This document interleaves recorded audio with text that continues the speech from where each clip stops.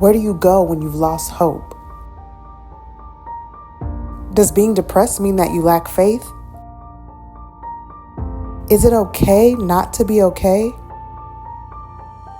What's the relationship between your faith and mental health? I believe that my view of God became very skewed, I would say. And I began to view God through the lens of my trauma more than through the lens of my victor. Is there help beyond prayer to address your pain?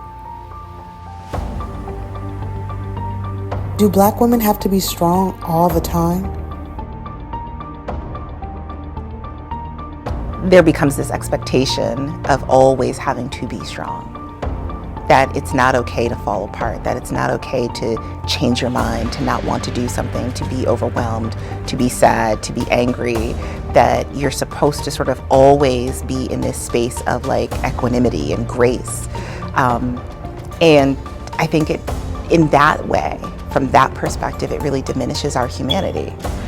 Where do you go for a safe place to be seen and known? I wouldn't have my community, the community I started it with, the community I have now, without the church. I've always known since I came to faith, in college, it was very clear to me that the way that I would build my community, the way that I would find good, solid, forever friends was going to be in the church. There's this strength that is drawn from faith, from religion, from relationship with God. Who can you trust to truly know your story and hold it with care?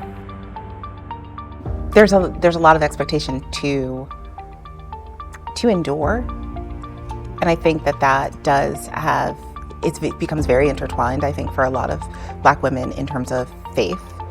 Is there anything keeping you back from getting the help you need?